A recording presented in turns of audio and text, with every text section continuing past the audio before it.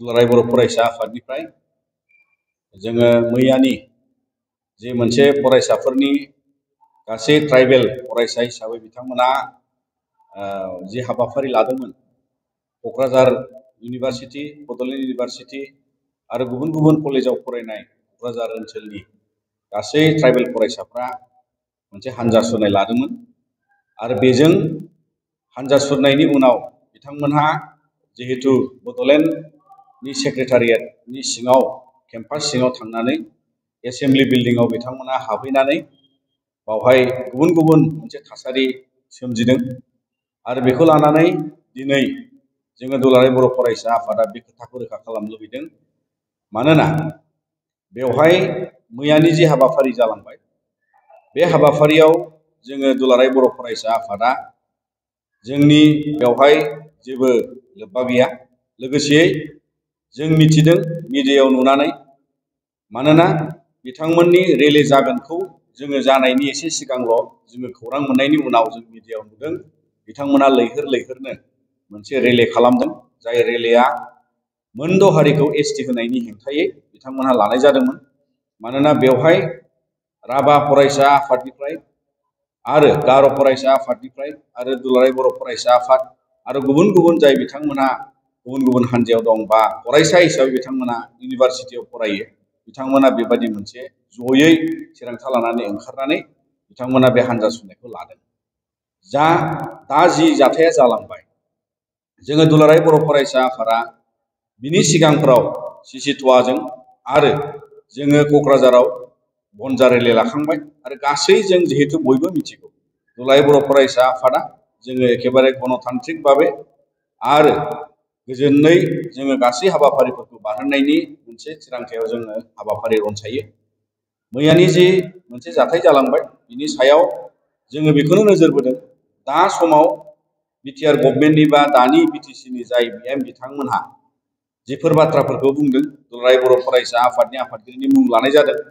आरो बेवहाय दुलाराय बर' फरायसा आफादखौ थुनज्लायनाय बेबायदि मोनसे बाथ्राजों बिथांमोना जोंनि सायाव जाबसिननो नागिरदों नाथाय बेफोर गासिबो नंखाय बिथांमोनहा बावहाय बयनिबो बे दिनै मोनदांथियाव मोनद' हारिखौ एसटि होनो थांनायनि हेंथायै दिनै गासिबो पर्यायनि बर' हारिजों लोगोसे गुबुन गुबुन ट्राइबेल माहारियाबो बाहाय गाबखांदों आरो बे बिग्रायखांनायखौ दिनैनि जे लाइमोन हान्जा फरायसाफोरा गाव गावनो गोसो गुदुं जानानै बिथांमोना बेबादि मोनसे इनिसिएटिभ लादों आरो बिनि सायाव बिथांमोना मैया बेबादिसिम मोनसे पर्यायाव दि बड'लेण्डनि एसेम्बलियाव बिथांमोना हाबनानै बायदिसिना खालामनाय थासारिखौबो जों नुनो मोनबाय दा बेवहाय जोङो खालिबोल' दुलाराय बर' फरायसा आफादा मिथिनाय लोगो लोगो नुनाय लोगो लोगो जोङो माने बादा होनानै जोङो बिथांमोनखौ बे सिंनिफ्राय ओंखारनांगौनि थाखाय जोङो जोंनि क'क्राझार जिल्लानि माखासे मावथि बिथांमोनखौ थाबैनो जोङो बुंहरनाय जादों मानोना मिरु हिसाबै जोङो बरमायाव बे मोनद' हारिनि हेंथायैनो जों गासै माहारियारि आफादनि मोनसे मिटिङाव दंजोबोमोन आरो बेजों लोगोसेयै जोङो बेखौनो फोरमायनो नाजादों जाहाथे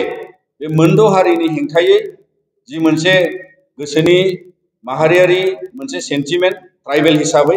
बिथांमोना बियो मोनसे इमोशनेल मोनसे सिचुवेशनाव दिनै बेबादि जाथाया बिथांमोना माने मावब्रबाय आरो बेखौ जोङो खावलायनो लुबैदों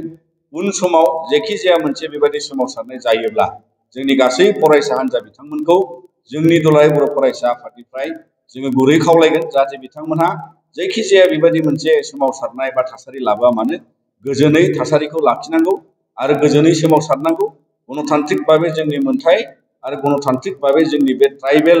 हिसाबै गोदानै दानाय गोदानै जानो नागिरनाय ट्राइबेलनि हेंथायै गसंथानायाव जों बयबो खौसेयैनो दावगालांनांगौ आरो जों मिजिंथियो बड'लेण्ड सरकाराबो बे फारसे नोजोर बोनानै जाहाथे जोंनि गासै बर' फरायसाफोरजों लोगोसेयै जिबादि मोनसे जाथाय जालांबाय बिनि सायाव बिथांमोना दिनै माने दुलाराय बर' फरायसा आफादखौल' दाय जाबसिननो नागिरनाया बे गनायथाव नङा मानोना ट्राइबेल हिसाबैनो बयबो राभा गार' बे हालामाव थानाय गासिबो ट्राइबेलानो खौसेयै बेवहाय जथायै बिथांमोना फरायसा हिसाबै ओंखारनानै बेबादि मोनसे आन्दलन खालामनाय जादों आरो दिनै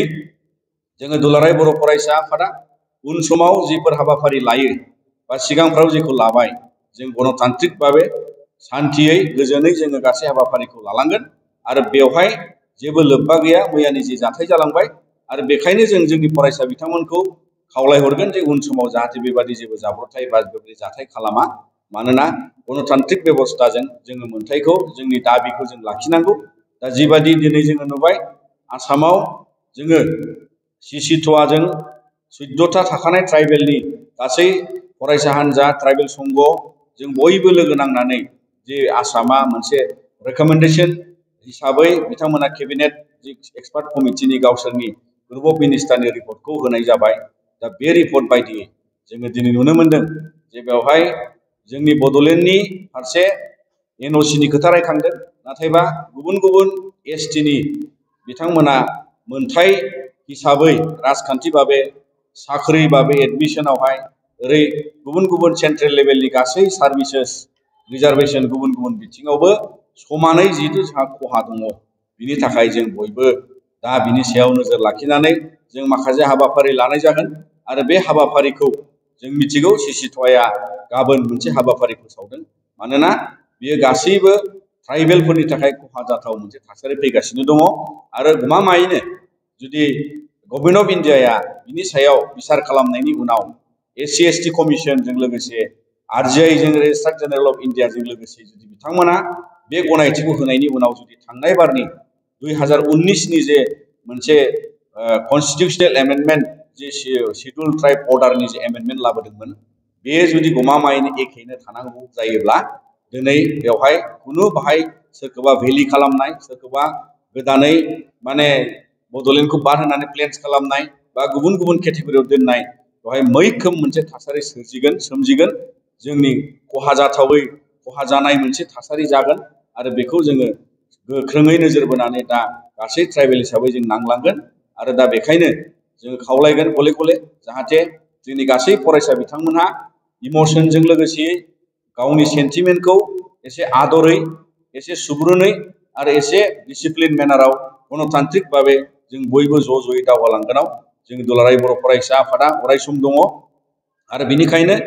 जाय बिथांमोना दिनै एबसुनि सायाव दाय जाबसिननो नागिरदों बिथांमोनहाबो गाव गाव साफा साफा ट्राइबेल आरो बिनि थाखायनो बिथांमोनहाबो साननांगौ जे दिनै आसाम सरकार आरो भारत सरकारा जेबादि मोनसे बिथिङै थांगासिनो दङ जोङो उन समाव गमामायैनो जुदि जेनेरेलि एज ए शिड्युल ट्राइब जे कन्स्टिटिउसननि अर्डार बादियै जुदि बियो एमेन्डमेन्ट जानानै फैयोब्ला बेवहाय जोंहा जोबोद खहा जागोन आरो बेखायनो बयबो बेखौ गोथौयै साननांगौ आरो बिनि सायाव हेंथा खालामनायनि खामानि मावनांगौ